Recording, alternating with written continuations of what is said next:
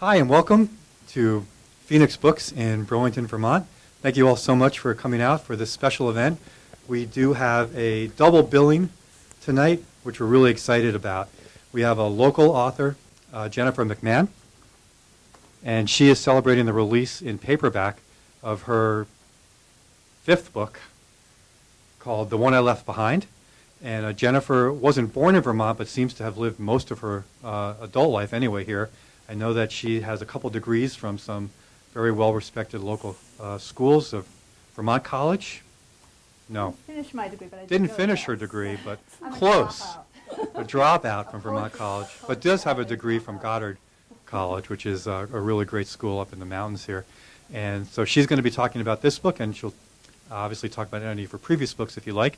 And then we're also really pleased to welcome Jenny Milchman.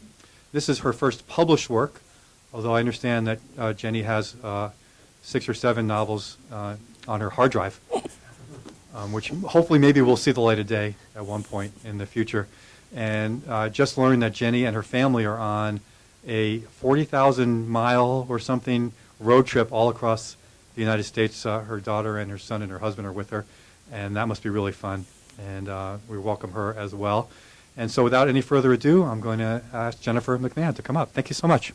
It's wonderful to be here. Thanks all for coming out. It's wonderful to be here with Jenny Milchman, who I haven't finished her book. I'm almost finished with it, and I am so completely sucked up in it, and it's full of twists and turns, and I'm excited to hear her read from it. So yes, my name is Jennifer McMahon. I live in Montpelier. This is my 5th book. It's called The One I Left Behind. I write kind of creepy psychological suspense. Those of you who've read my books are smiling and nodding. Some of them have kind of supernatural, some supernatural stuff going on. I've got ghosts in a couple of them.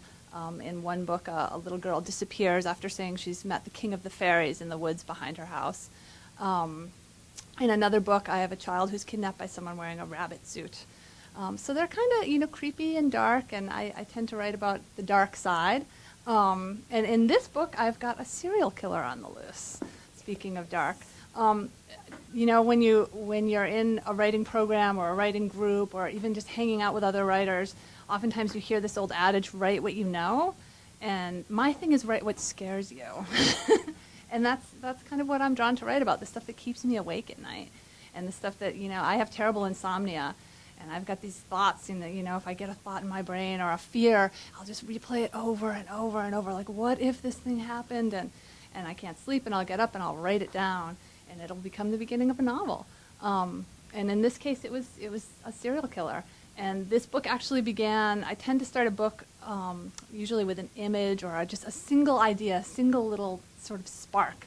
And one day I was sitting at the breakfast table having a bowl of cereal, and I was looking at a milk carton, and I thought, gosh, wouldn't it be horrible to find a milk carton and find something really awful, open it up and find something really awful inside? Well, what would it be?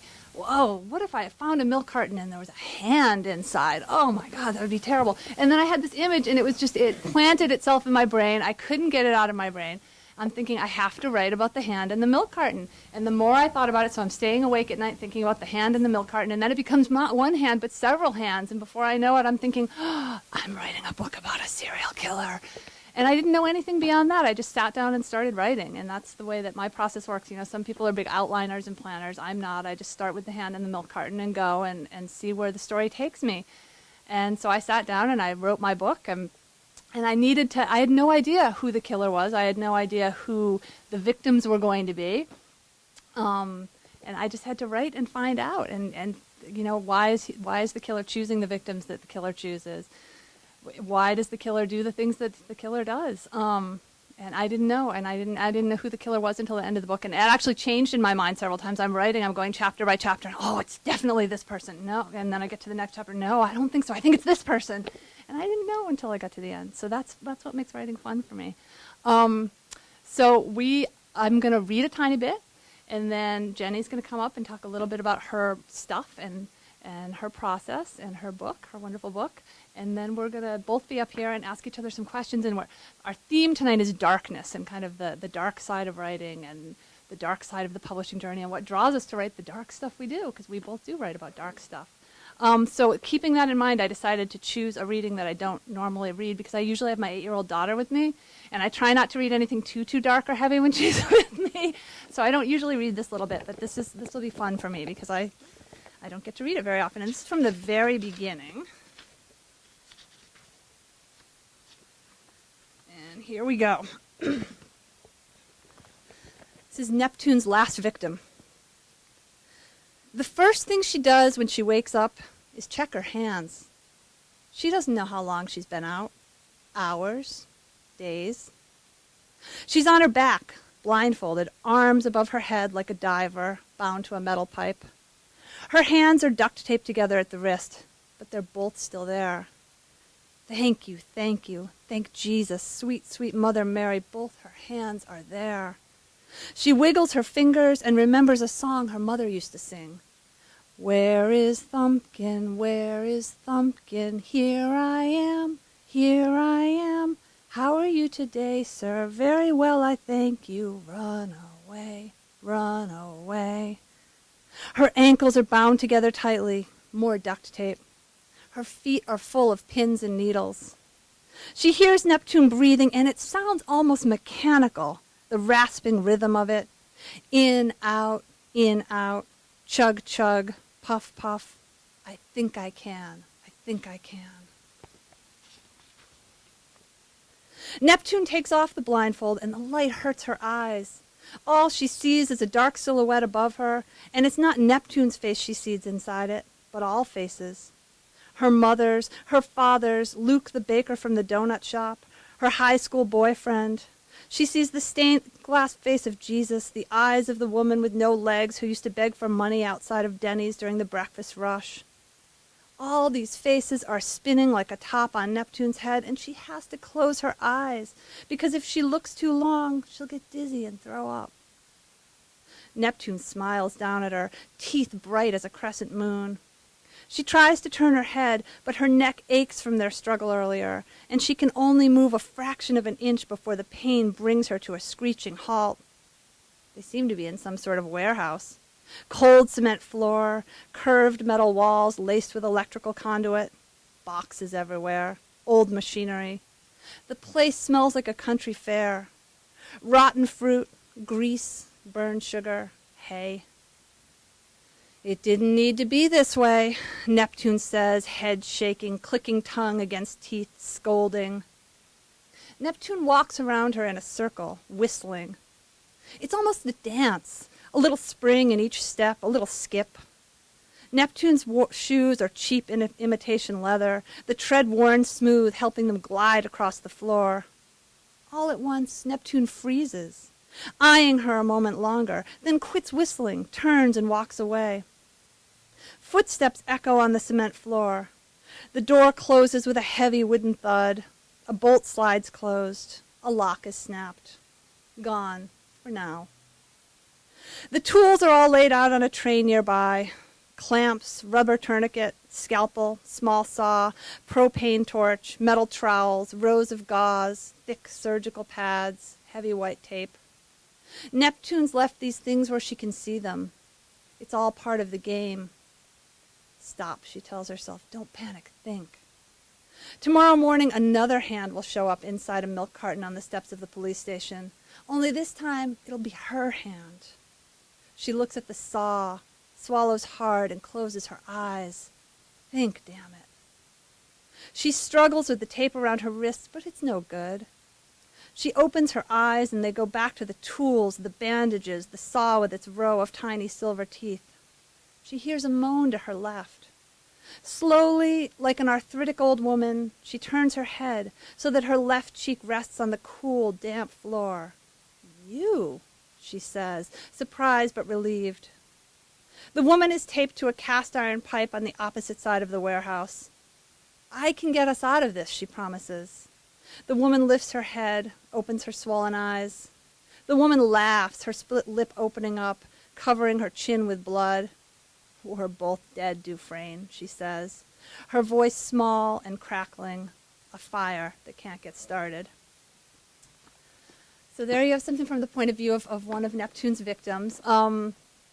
And the book is told from the point of view of a character named Reggie, who is a 39-year-old very successful architect. And Reggie has a secret. When she was 13, her mother was thought to be the final victim of the serial killer known as Neptune, who was striking in this suburban Connecticut town. And the thing that Neptune would do is cut off the right hands of his victims and leave them in milk cartons on the police station steps. And then 5 days later, he would strangle the women and leave them prominently displayed around town. And the thing that was different about Reggie's mother, Vera, is her hand was found, but her body never was. And Reggie has done everything she can to put the past behind her and build this new life for herself. And then one day, there she is, a successful architect, and she gets a phone call from her aunt saying, guess what? Your mom has been found alive in a homeless shelter. And Reggie goes and finds her and discovers that she is just a shell of who she once was. She's just a very sick, disheveled, confused person who seems unable or unwilling to say where she's been all this time. And she and Reggie return to their hometown, and shortly after, another hand is left on the steps of the police station. It's up to Reggie to kind of go back into her own past and search for clues and try to unravel the mysteries of what her mother is telling her, and figure out who this Neptune person is, who he or she is, before he or she kills again. And so that's kind of the basis of the story, and there's a little taste of it. And now what I will do is hand things over to the wonderful Jenny Milchman, author of Cover of Snow, and then I'll come back up after she's done and we'll chat. Yay, Jenny! The tread worn smooth, helping them glide across the floor. All at once, Neptune freezes, eyeing her a moment longer, then quits whistling, turns and walks away. Footsteps echo on the cement floor. The door closes with a heavy wooden thud. A bolt slides closed. A lock is snapped. Gone, for now. The tools are all laid out on a tray nearby. Clamps, rubber tourniquet, scalpel, small saw, propane torch, metal trowels, rows of gauze, thick surgical pads, heavy white tape. Neptune's left these things where she can see them. It's all part of the game. Stop, she tells herself. Don't panic. Think. Tomorrow morning, another hand will show up inside a milk carton on the steps of the police station. Only this time, it'll be her hand. She looks at the saw, swallows hard, and closes her eyes. Think, damn it. She struggles with the tape around her wrists, but it's no good. She opens her eyes, and they go back to the tools, the bandages, the saw with its row of tiny silver teeth. She hears a moan to her left. Slowly, like an arthritic old woman, she turns her head so that her left cheek rests on the cool, damp floor. You, she says, surprised but relieved. The woman is taped to a cast-iron pipe on the opposite side of the warehouse. I can get us out of this, she promises. The woman lifts her head, opens her swollen eyes. The woman laughs, her split lip opening up, covering her chin with blood. We're both dead, Dufresne, she says, her voice small and crackling, a fire that can't get started. So there you have something from the point of view of one of Neptune's victims. And the book is told from the point of view of a character named Reggie, who is a 39-year-old very successful architect. And Reggie has a secret. When she was 13, her mother was thought to be the final victim of the serial killer known as Neptune, who was striking in this suburban Connecticut town. And the thing that Neptune would do is cut off the right hands of his victims and leave them in milk cartons on the police station steps. And then 5 days later, he would strangle the women and leave them prominently displayed around town. And the thing that was different about Reggie's mother, Vera, is her hand was found, but her body never was. And Reggie has done everything she can to put the past behind her and build this new life for herself. And then one day, there she is, a successful architect, and she gets a phone call from her aunt saying, guess what? Your mom has been found alive in a homeless shelter. And Reggie goes and finds her and discovers that she is just a shell of who she once was. She's just a very sick, disheveled, confused person who seems unable or unwilling to say where she's been all this time. And she and Reggie return to their hometown, and shortly after, another hand is left on the steps of the police station. It's up to Reggie to kind of go back into her own past and search for clues and try to unravel the mysteries of what her mother is telling her, and figure out who this Neptune person is, who he or she is, before he or she kills again. And so that's kind of the basis of the story, and there's a little taste of it. And now what I will do is hand things over to the wonderful Jenny Milchman, author of Cover of Snow, and then I'll come back up after she's done and we'll chat. Yay, Jenny! Thank you to all of you for coming out, and to the people at Phoenix Books, which I've been so excited to get to, and to have a great space like this. It is amazing to me. Since Todd did me the honor of sort of opening with the fact that while this is my debut novel, it's far from my first, I'm going to tell you a little bit about how it came to be.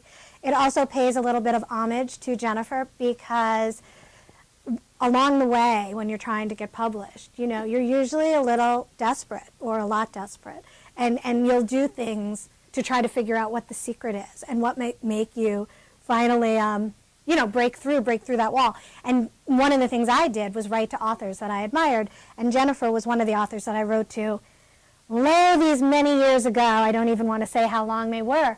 But, not everybody responds. I think by and large, the writing community is a wonderful one, welcoming and warm. And in fact, that will tie into the story I'm going to tell you. But not everyone responds, and some people are just too busy. And I was very honored when Jennifer responded like that, lickety-split. I was like, she wrote back. And the fact that I'm sitting here doing an event with her today, I mean, maybe, I don't know if I've conveyed it, but it's something of a miracle to me, because, you write and you say, I admire you and I would love to, hear a little bit more, or this is what I want to say, and then the next year or so, 5 years later, whatever, you're sitting up there with it's a miracle. Jennifer talked about writing books that sort of cross that thin line, and I think that thin line governs what I'm interested into, the dark side of the thin line, how easy it is to step from the before into the after. But there's a good before and after, too, that probably doesn't make as good fiction, but it makes a very good book tour. And so, the before was me writing to Jennifer and saying, I love your work. And the after is that we are on this 40,000-mile bookstore odyssey to visit great places like this and meet people like you. So, thank you. Cover of Snow came to me when a question grabbed me around the throat and would not let go.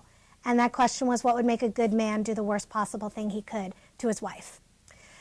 So first I had to figure out what that worst possible thing to do would be. And then I had to figure out why he did it. And that question and its answer came to me in about the year 2000.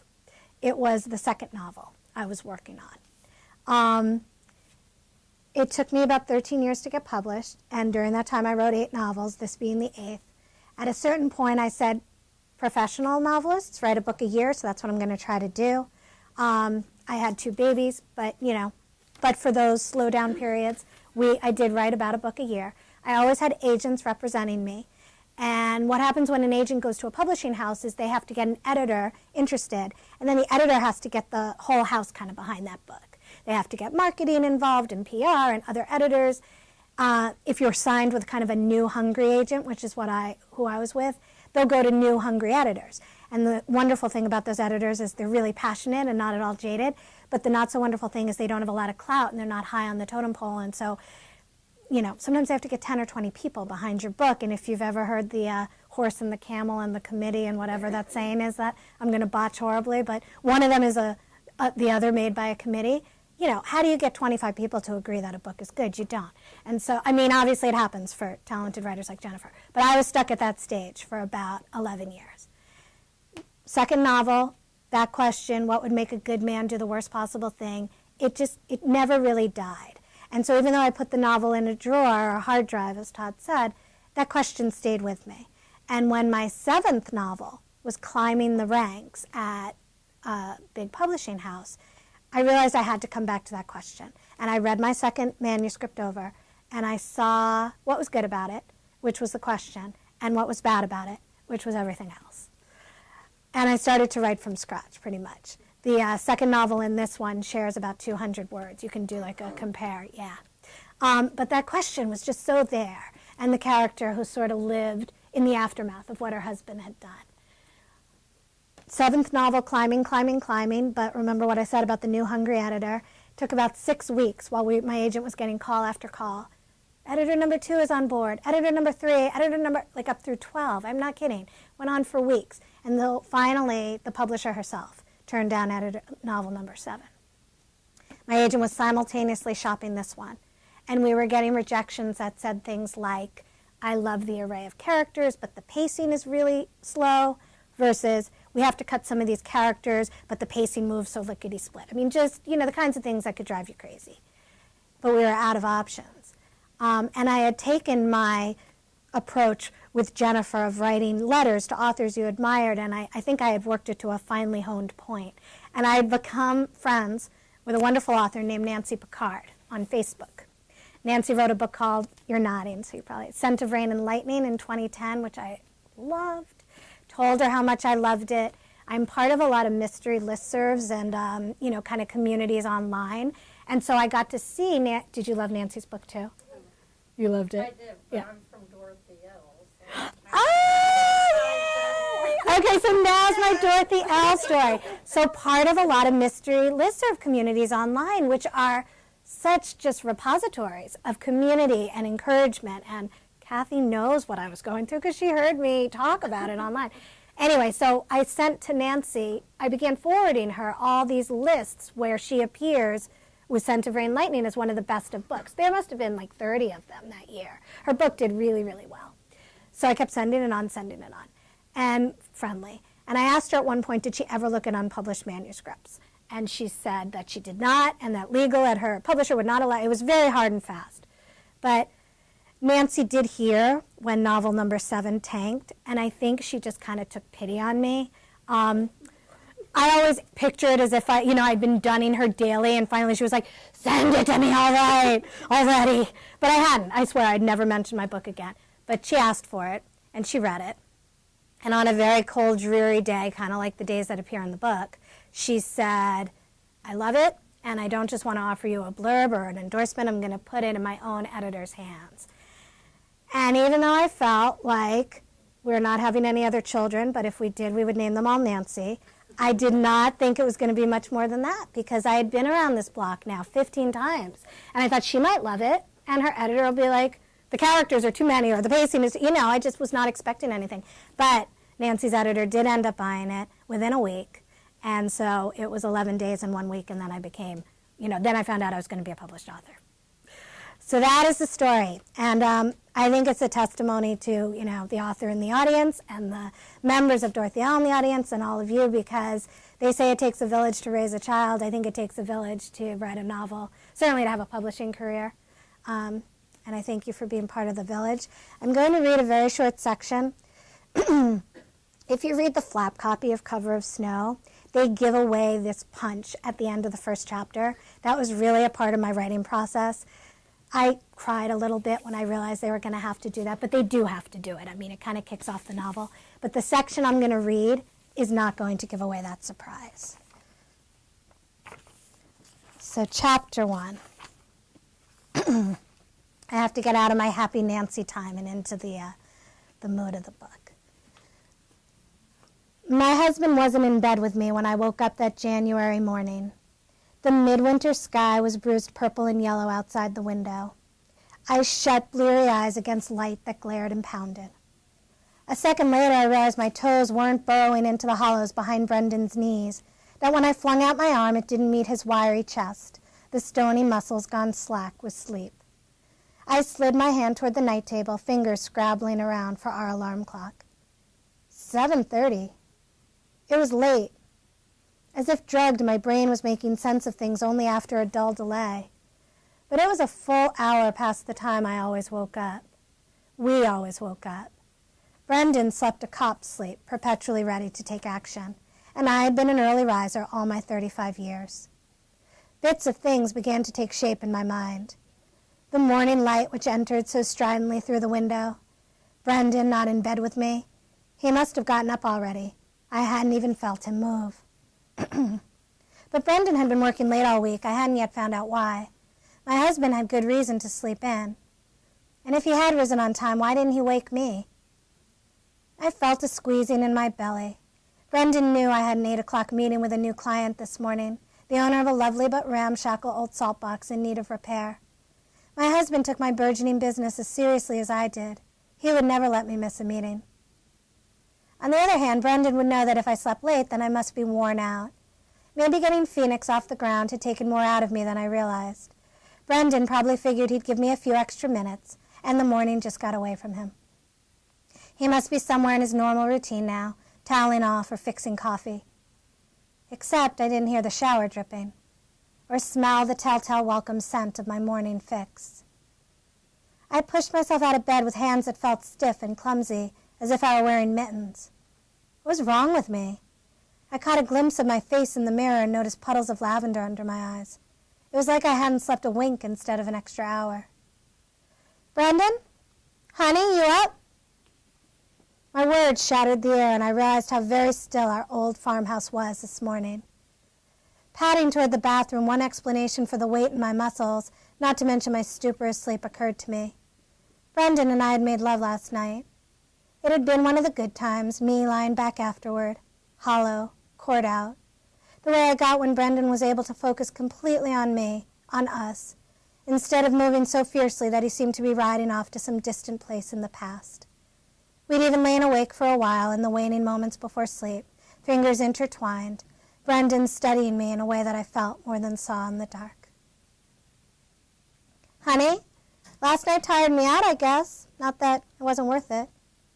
I felt a smile tease the corners of my mouth and pushed open the bathroom door, expecting a billow of steam. When only brittle air emerged, I felt that grabbing in my gut again. Cold tile bit my bare feet. "Brendan?" My husband never started the day without a shower. He claimed that a night's sleep made him ache.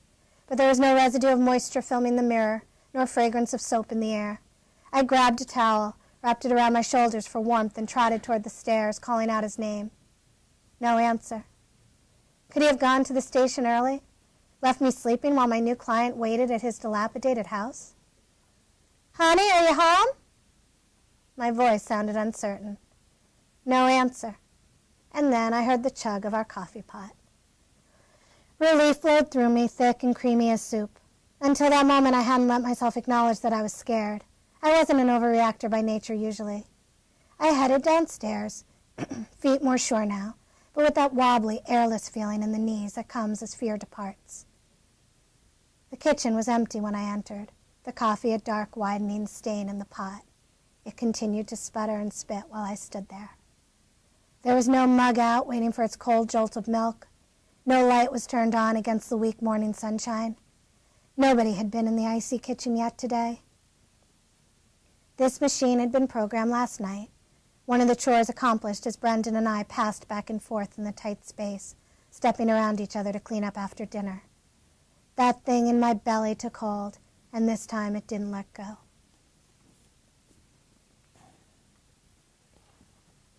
That's your hug. Thank you.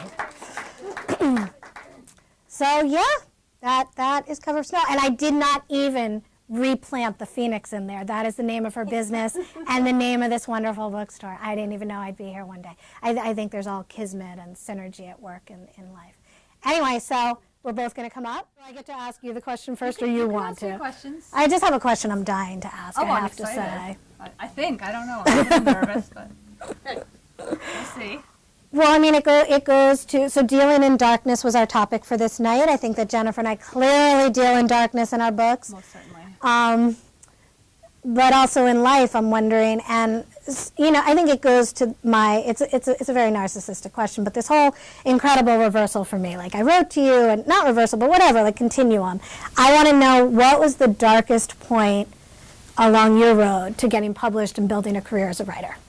You know, it came back to me as you were telling your story about your road. I didn't realize how long your road had been. And, you know, a lot of people, you know, they see your book and they see your first book out and they think that it's an overnight success story, and they think, oh, how lucky for you and how good for you. They don't understand the years of toil that went into it and all the rejections. So my first book came out in 2007, Promise Not to Tell, and that was the fourth book I'd written. And I went through, it took me 7 years, 2 agents, and 4 books. And the darkest moment came for me. I wrote my first novel, and I was absolutely thrilled, and I was so proud of myself because it's an amazing accomplishment to finish a novel, isn't it? Don't you agree? You finish it, especially your first novel. You've done this incredible thing. You've created this world on paper, and you think, wow, it's magic. And I lucked into getting a really fantastic agent right after I I finished that novel, and I was so happy, and she was so enthusiastic, and she'd handled some big clients, and I quit my day job. I did. I know I made the thing. mistake. I was like, because I was so excited, and I thought, this is a sign. I am going to devote myself to writing full time. This is it. This is what I want to do. So I quit my day job. I went right to work on book 2 because I knew that at any moment there were going to be offers coming in for book 1, and they were going to ask what was in the works for book 2. So I write book 2. I'm working away at book 2, and in the meantime, book 1 is making the rounds, and I'm getting... And my agent, what she did is she would send me, every month she would send me photocopied rejection letters from the editor. She wouldn't call. She would send me this stack of photocopied rejection letters. And like you, they were all completely different and random, and didn't, I was hoping that they would all say, well, this needs more, you need to work on the plot more, or this character isn't working. But it was all completely different, and it wasn't helpful at all. So every month I would get these, and I'm working away on book 2, and that goes on, and I write book 2. Book 2, she says, well, it's a bit dark. It's even darker than your first book, but I'll try to sell it. So she puts book 1 on a shelf. She's trying to sell book 2. I go to work on book 3. Book 3 is I decided to challenge myself, and I write this long, rambling family saga that doesn't make any sense at all. And it's so horrible, and I spend like 9 months of my life working on this book, and at the end, I'm like, it's so bad I can't show it to anyone. I can't show it to my agent. I can't show it to my closest friends. I just put it in a drawer, and I'm like, okay, well, it's a learning experience. So then I decided to write book 4, and this is going to be the one that does it, or else I'm going to quit the writing thing and go back to work and get a real job. And I asked myself, what's the book I would most want to read? And I decided a ghost story, because I was living out in the woods, and I was creeped out all the time. So I sat down to write my ghost story, and I wrote a ghost story, and it was good, and I knew it was good, and I believed in it, and I sent it to my agent, and I was waiting to hear from her, and waiting to hear from her, and I didn't hear from her, and I didn't hear from her, and time went on, and I'm waiting for the phone call, and I have these fantasies, and I'm like, well, she's sending it out. Right. There's going to be a bidding war. It's so good that many people are going to want it. And eventually, several weeks later, I get a letter in the mail, a Dear Jennifer letter, saying, I'm so sorry, this book just didn't work for me. The mystery elements weren't working. There's a ghost in it. I don't do ghosts. I haven't had any luck selling your other work. It's time we part company. She didn't even call. She sent me a letter. And that was the lowest point for me. I was devastated. I got a bottle of tequila and drank a lot of tequila for a long time and felt really sorry for myself and came really close to quitting. And I thought about it, and I was like, this is it. I can't take it anymore. She was my lifeline. She was the one person in the industry who believed in me. And to have her say sorry. But then I thought, I've got this book and I believe in it, and I'm not going to stop writing. I'm going to keep writing, and as long as I'm writing, I'm going to keep trying to get it out there. So I dusted myself off and put the tequila away. But that was the lowest point. Yeah. Wow. So now I have to know what was your lowest point. Wow. What was your... I mean, that's really bad. Did you ever come to a point where you almost quit or wanted to throw in or came really close to throwing in the towel? Every day, really. Every day. And the man standing back there, not the cameraman, but the guy next to him, is the guy who kept me from doing it. And people on Dorothy L., really.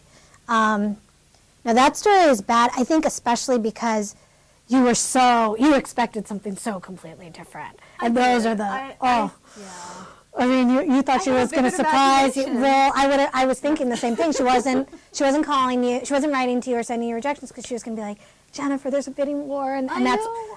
And I did get dumped by 2 agents. I mean, they do it very nicely. I mean, they're not like I expected a phone call at least. No, she should have. Did you get by phone? No, by phone. Yeah, they should, especially when you've been together with that many books and you've really. The lowest moment for me, really was every day until it happened. For a while, in the beginning, I was very deluded. So my first novel was 180,000 words, which probably a lot of the people in this building can tell you is completely unpublishable. But you could not tell me that. I found this book by Lawrence Block on writing, and he has, amidst all his densely, paragraphed pages, he has this one line that's like, if you're writing a high concept book, it might be a little longer. And I glommed on. I was like, I am writing a high concept book. It was like you with the bidding war. So I sent it around, and of course, I was completely deluded. But I did get this was back in 1999. So what was different in 1999, it's hard to even remember, but there wasn't ubiquitous email or internet. And I sent my query letters by snail mail, and I sent my pages by FedEx. The poor kids are not going to college because of my FedEx endeavors. And so I get this snail mail letter back from Jonathan Kellerman's agent. I mean, when I tell you that I had hubris, I really had hubris. I was, querying the best of the best with this completely unpublishable. You had to say it wouldn't fit in a ream box, so I had to have special boxes. Yeah, like I didn't have them like machined in China or something for my, but I had to find like a special big oversight. And so Jonathan Kellerman's agent was kind enough to send me back a single-space typed page of feedback in which he said, among other things, I didn't want to spend that much time in your neurotic protagonist's head. Oh. And I was like, I didn't write a neurotic protagonist. So what are you talking about? And it was my first novel, so it was completely autobiographical. I was like, that's me. What's he? But I sat down with it. This is still not the lowest point. No. We're just getting to that. Anyway, I cut 60,000 words after reading that rejection because he was absolutely right. I had about 60,000 words of interior monologue. They were neurotic protagonists, head words. Okay, so that was not the lowest point. I don't even remember why I got started on that. But so I'm sending out queries, working with agents. 2 agents did dump me, but they stayed with me for 3 novels, which is, I think what you can expect. I mean, your editor, your agent did 3. I mean, at a certain point, I think in New York especially, you start feeling like less fresh, and it's like, oh, it's Anne and Jenny again, and she can't sell that old, hag, so we better not even look at this. So, but my lowest point was, so I know how it started, because the man back there kept telling me, no, there's no plan B. You have to, this is what you were born to do. That's so awesome. I know, he's great. I'm so sorry for all the things I say, honey, when you critique my manuscripts. I do. The lowest point was my kids were little, and these were the kids who, at a certain point, so the first novel, actually, once I cut it, did end up getting me an offer from an agent, and 3 agents were editors were interested. And I got the call from my agent that did say, it was Thursday morning at 9:40, not that I remember or anything, and that's early in publishing, because publishing picks up at 10, and she said, I think we're going to have an auction. And it was for my first novel. So we're talking about, like, should we have babies? We're at that age, and my husband's like, nah, you're going to be published any second, we'll have time for the kids. Kids are 7 and 9 now. All 3 editors at the publishing houses backed out. That was still not the lowest point anyway. So keep going. And with novel number 7, I started trying to come to bookstores and meet booksellers and meet authors. And I was going to see Lisa Scottolini about 2.5 hours away from my house. And my son was sick, and it was blizzarding. And my son never gets sick. He was 4 years old. He had made it to that age without really having a virus of any sort. And I was like, I can't go. And Josh was like, my husband's like, you gotta go. Why? I don't know. Like, Lisa's going to hold the keys to the kingdom. It would be a funny story, except in the end, an author did hold the keys to the kingdom. So, but anyway, so I'm driving, feeling really guilty about my son, and I found out that he threw up for the first time in his life, and he was really, like, scared by it. And I wasn't there for him, and that was the lowest point. Yeah. I know. So do we want to open it up? Sure. Does anyone Should we else? switch seats? Because I feel bad. But, well, No, I mean, I'm fine. You're sure? I'm good. Yeah. I'll just work on my posture over here. Yeah, Oh, my slouch. terrible posture. I'd sit in front of a computer all day. Like, Yeah, oh, I no. know.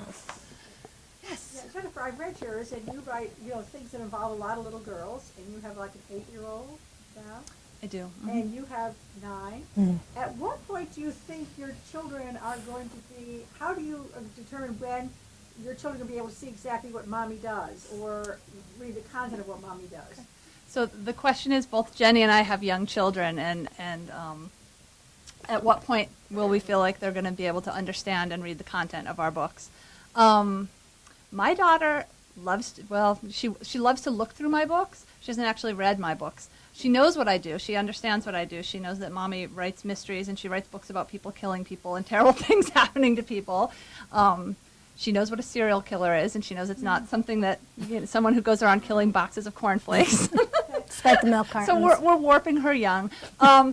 She's not ready to read my books yet. She's just not developmentally at that age. I think that I'll just wait, and I'll have a sense of when she is ready to read it. I'll talk to her about some of my ideas. She gives me ideas for books all the time. She's got kind of a twisted mind herself. And that said, my niece was 10. She was in 5th grade when she read my first book, Promise Not to Tell, but she was reading Stephen King. So it varies on, but kids, I feel like I'll know when she's ready. But she decided this summer that she was going to write a novel. She said, I'm going to write a novel like Mom. So she asked me for a notebook, and I give her like a big fancy black hardback notebook, and she starts writing and writing and writing, and she's working away. She won't let me see what she's writing, and she gets a few pages in, and can I please see? And she said, okay. She put a label. She got my label maker, and I made a label for the title, and it was called The Last Time I Saw You. And I was like, oh, that's a great title. You should title my books. So finally she lets me read, and I read, and there's a murder on page 1, and I'm thinking, should I be really worried, or should I be really impressed? Absolutely. Get her an agent. I know. So that's my answer. My daughter actually is reading my book right now, but she is. She's a very dark child. She loves horror and suspense. Also, Stephen King is it your niece or your nephew who's reading? Yeah. Your niece. So Sophie, my daughter, started reading Nancy Drew. We'll just give you a look into her mind. She reads like the first 5 and she stops the series. And I said, why? And she said, it always, at the end, it's always like all Nancy hops out and it's like, Mr. Ratchety, it was you all along. Wouldn't it be funny if Mr. Ratchety pulled out a gun? I was like, the kid's carrying off Nancy Drew. She's ready for Cover of Snow. Awesome. And I do think what Jennifer said is true. It depends on the kid, and the kid will tell you. I don't know, text doesn't overwhelm children the way audiovisual does, so if it's too much, I think they just won't even absorb it. Yeah, I think so too. I met a woman recently who was raised in a bookstore. Her parents owned a bookstore, and they let her pick any book off the shelf she wanted to read. And at a very young age, she picked Silence of the Lambs because it had a pretty butterfly on the cover. And she said that was the book that made her love reading. And she's been reading crime fiction ever since. And it didn't disturb her or warp her, or, she felt like she could handle it, and she loved it and was addicted, and she wanted more books where things like that happen. And actually, my daughter had to do a book report for school, and the assignment was to read a mystery. So fine. So she gets assigned a mystery. She goes down to the school library, and she's looking for a mystery. And she comes home with a mystery, and she starts reading it, and it's a baseball mystery. And I'm like, why did you choose that? And she said, oh, I'm sort of interested in baseball. So she's reading it, and she's like, this is really boring. No one's dying. And so I said, not everyone has to die in a mystery.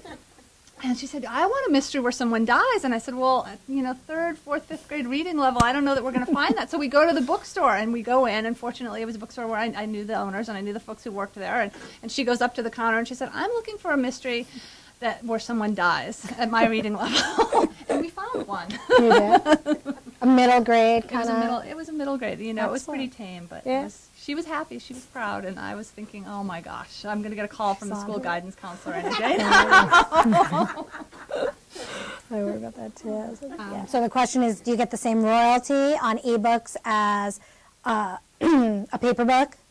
So my answer is, it doesn't matter, because when you have a paper book, there's a bookstore that sells it. So I just think the paper books, the fact that there's a bricks and mortar place where you buy your paper books. You can buy ebooks now from bookstores too. But anyway, that's my little shameless plug for the bookstores. But I think, no, you get 25% on an ebook and 10% on a paper, and then that goes up a little. 15 on a paperback. Right. Yeah. Yeah. On a paperback, you get, yeah. And then once you sell a certain volume of copies, 10,000 copies, then your royalty goes up a little. It's hocus pocus, and I have doubts that they'll ever pay me anything, but supposedly there's money. I get statements, and it's like, right. I need right. a lawyer to read them, right. or an accounment. They're very confusing. Yeah. Completely understand. The question is, how do we get paid? Do we get paid in the beginning, or how does it work? When a publisher buys a book, they give you an advance. And with me, they give, they pay a third when I sign the paper, a third when I deliver a manuscript that they're happy with, and then a third once it's published. And then you have to earn back the advance. So they give me a certain amount of money, and then I have to make that much money back for them before I actually start making royalties from the book.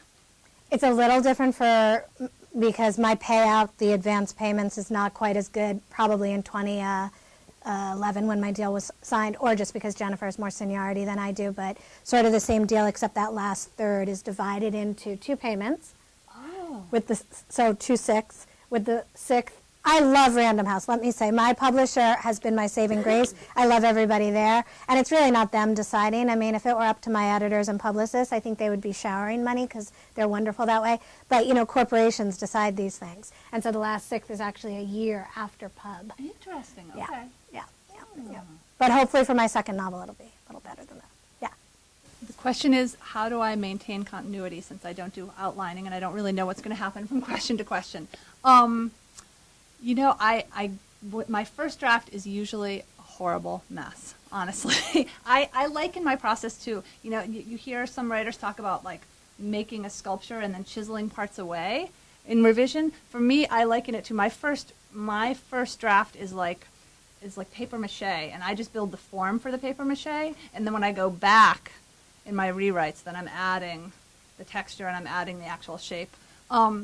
So when I first write the first draft, I don't know what's going to happen from moment to moment. I don't know who the bad guy is going to be. I don't know what's going to happen. I don't know who's going to get killed or why. So then I got this first draft where I've got all that sort of worked out. And then what I do is I have usually a big mess, and I'll print it out and I lay it all over the floor of my house, and I rearrange things, and I go chapter by chapter, and I think, well, this chapter doesn't work here, and this scene needs to happen earlier. I do a retroactive outline, exactly, and then I usually do index cards for every chapter, and I add more index cards, and it is a retroactive outline, so I do outlining later, and I get myself organized, and because, you know, I'm writing these crime novels where there are twists and turns, and there are bad guys, and there are red herrings, and I have to really be careful, and plotting has always been the hardest thing for me. It's been a learn by doing thing. It's been a real struggle for me because I studied poetry. I was a poet. I came to writing from the world of poetry, and I never took a writing class. So it's been a learn by doing thing, and plotting is the thing I struggle with the most. And I learn every single time I lay those pages out on the floor and go around rearranging. I think, oh my God, am I ever going to get a real book out of this? And I do, but it's a learning experience every time. Jenny, did you plot and plan? Or how do you do it? I mean, like you, I didn't study poetry at the graduate level, but I wanted to be a poet all along. That's how I thought I would be a writer. And actually the way that I ended up studying psychology at the graduate level and practiced for about 10 years. And the way that happened is because sophomore year of college, my parents said to me, so, you know, what's the plan? And the plan was to live in a log cabin in the woods and write poetry. Nice. Yeah, it was a really good plan, but they didn't think so. So I decided to double major in psych and practice. So like you, I think what you said is true, that poets, you know, approach it from, you know, what is the whole gestalt of it? You know, what is the whole, you know, thing going to look like? And not so much, does it matter how you get there? And yeah, I mean, I don't write an outline. I usually have a sense, I think that the books that I've written all sort of climb to a note of redemption at the end, and I think that's always there in me. So the ending, you know, to that extent is planned out, and then maybe a few points along the way. But I certainly have to do my share of rewriting. Yes, although I don't like to admit. You know, when I'm writing the first draft, I always believe I will not have to. I'm under this very deluded kind of state. No, really, where I think, that's why I yell at the poor guy in the back when he gives me my first round of feedback, because when I'm writing, and it's happened 10 times now, I sit there, and as I write, I think, I'm going to hand this out, and they're going to be like, don't change a comma. And it happens again and again. I mean, there must be medication for this disorder, except I don't want to cure it because it really helps me get through a first draft. But, you know, that's what I always think, and then it's kind of a fall from grace. So you're much more realistic, and you know you're going to have to do that spreading, and yeah, I never believe that. And I also usually when I get about halfway through that first draft, I hit a wall and I think, oh my God, there's no way I'm going to be able to finish this. What did I think I was doing? How did I ever write a book? How did I ever think I could write another book? It's all over for me. Time to throw in the towel. And then I have a cup of tea. I take the dog for a walk, and I sit myself back down and go back at it and get through it. But is it always at that midway point? It's usually many points, but it often usually starts out at the midway point and then happens throughout. And people think, you know, you've written 5 books, it's going to get easier. It doesn't. Yeah. I'm full of self-doubt and. Yeah. You know, unsure that every time I start a book, I think, am I going to be able to finish it? I think, is it going to be terrible? Are people going to like it? And then I also have the thing with when I finish a book, at first, when I very first finish it, I'm excited and I'm on this high. I'm like, oh, it's awesome. And then I start thinking about it after a couple days, and I'm like, this sucks. No one's going to want to read this. And that happens every time.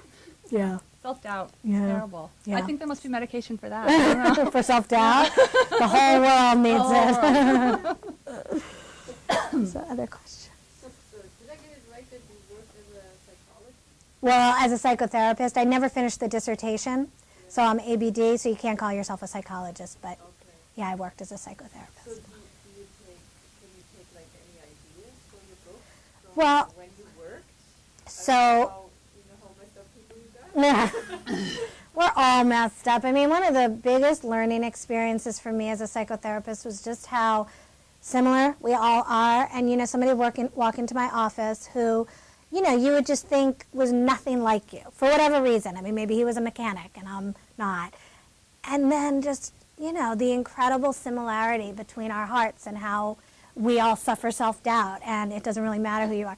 But in terms of taking ideas, so when I began that first 180,000-word behemoth of a novel, I was working as a psychotherapist in this very unusual corner of New Jersey. I mean, I don't know what you guys think of when you think of New Jersey, but that's where I come from. And, yeah. So no New Jersey knows. No, I don't come from the unusual corner, but I worked in the unusual corner, which is really a little like Appalachia. Like it's a Really? Yeah, it's the northwestern corner of. Is it the northwestern, honey? Yeah. I have no geography sense. He's getting us across the country. But anyway, northwestern corner, and the families have lived there for probably going on 150 years. Generations of the same people living in that neck of the woods.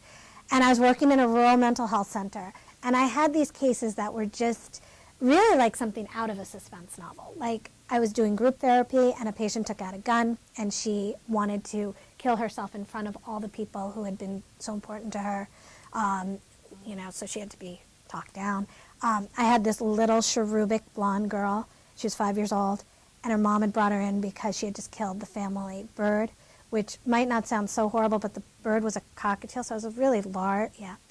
So life was almost, and I said I was going to be a poet, and then at a certain stage I'd written these like Victorian-esque novellas because I was reading the Victorians as a lit major, and it had never occurred to me that what you should write is the kind of book that you go to bed with every night, and what I loved reading was crime fiction and, psychological suspense and mysteries. So that was kind of a light bulb moment, and indeed that first novel with the neurotic protagonist was, I mean, confidentiality was preserved, but it really was very true to, but I think I started to get closer, and I was still a long way away, but I started to get closer when it really departed from anything in my real life. Because I almost felt as if real life was a handcuff, I couldn't get the arc of a story when I was wedded to true events, so. I think that's so important what you just said too about writing what you like to read. Yeah. I think that's a mistake a lot of beginning writers make. They write what they feel like they should be writing, Right. or they try to write this like lofty literary novel just because they feel like they should, or because that's what their great aunt Edna would want to read, or because they feel like that's what would win awards. But Right. it's what book do you go to bed with at night? Yeah. Write that book. Write the book that you would most want to read. And I Yeah. feel like once that clicked in my head, and that's the thing that I told myself when I sat down to write book 4, the book that finally got published, is I decided to write the book that I would most want to read, and I thought, what is that? Well, it's a ghost story, Yeah. and that's when everything clicked. It was a light bulb moment, as you said. Yeah, yeah, so interesting. Yes. Besides each other's books, what books have you read recently that have gotten you really excited? Ooh. Such a The good question question. is, besides each other's books, what books have we read recently that have gotten us very excited? I am right now reading, do you guys know Kate Atkinson? She wrote Case Histories in One Good Turn, and her new book, and I should know the name of it. I got a galley of it. It's not out yet, and I don't know the name of it. I'm completely blanking on it. But I am reading it and absolutely loving it. She just blows me away every single time. It was a gift from a bookstore owner when I was doing a reading, and It's nice, yeah. so that's what I'm all wrapped up in right now, and I'm also reading Jenny's book, of course. Is that and what I'm- you got from R.J. Julia bookstore? No, I was yeah. given that at a bookstore in Mystic. When Oh, I said that I liked fun. Kate Atkinson, she said, I have a present for you. Oh, it's so fun. So galleys are advanced reading copies, you guys probably all know, so that is super cool. Yeah, every now and then we get sent wonderful galleys of previews of what's to come. know that Kate Atkinson, that public broadcasting just had a three-part event based on some of her writing. I can't remember what the rest of it was because it got by us, but we know it happened, and it's probably on the website. So. Wow, so Kate Atkinson had a 3-part event based on her writing, he's saying, that was Well, on it'd public be, broadcasting. like So, yeah. Inspector Morse or something. Nice, one of those yeah. things that, Oh, nice. So, Very cool. She's wonderful. Kate Atkinson fans can find her on. Is it about her writing or about her based on her all books? the story is based A Neat. dramatization based on her book. Oh. That's excellent. So what do you like to Okay, so read? what have I been reading? So this year, I don't know if I can announce this on TV, but let's just say I was associated with a contest, and I got 300 hardcover novels deposited on my doorstep. Yeah, it was like a kid and I know. Can you imagine? So here's some of the best that I would say. There's a novel called Breed by Chase Novak, who is Scott Spencer writing under a pseudonym. And it was horrifying and delicious, and it made me cry out loud, which I always, that's the test of a book for me. The Survivor by Greg Hurwitz I thought was brilliant. Did you read that? Yeah. Anything by Jennifer. I mean, my favorite authors really are those kind of authors in the sweet spot of, domestic drama and fear. So Laura Lippman and Nancy Picard and Harlan Coben, who has a new book out. Any of those people. There's a reviewer named Arlene Cogdill who describes family thrillers. Isn't she great? And that's what I like. I like family thrillers. Yeah. So that's how I came to Jennifer's Are there work. books like classic books or classic stories that you go back to again and again and reread, or writers you go back to and reread? Yeah. So Stephen King. Really? Oh. Yeah. He's my big. You don't like him? biggest influence. I'm reading Full Dark, No Stars now. His short stories. I mean, I tweeted this the other day, and Steve did not tweet back to me. I know. I don't think he knows I exist. But I tweeted, Stephen King can characterize a cow and make you mourn for her. I mean, I just think he's a brilliant master of characterization. I go back to him. I love a book by Doris Miles Disney called Winifred. It's a mystery it's old, from the 50s, but I talk about it on DL sometimes. It's wonderful. I What love about Shirley you? Jackson, and I Yes. like her, anything by her, and I go back and reread her quite often. And her short stories, they're just so atmospheric, and they're just like a twisting punch in the gut. They're just, they're wonderful. We were just reading with Jamaica Kincaid, who lives in the same town as Shirley, in Shirley Jackson's house, and she was going on and on about. She lived in Bennington, I Yes, think. and that's where Jamaica Kincaid lives. But she was going on and on that Shirley Jackson was an author that she just loved too. Yeah, Shirley Jackson is wonderful. And a lot of people know her story, The Lottery, had to read it in school, and it's just such a dark, horrible, twisted story, and I love it. That's It's wonderful. And I also go back to poetry, you know. Do you ever read poetry? Sometimes when I'm stuck, I feel like it really helps free the language, just reading something completely different that isn't prose. Yeah. No, I can see that. Jenny, you have your blurb on the front is from Louise Penny, and tell me what you think of her.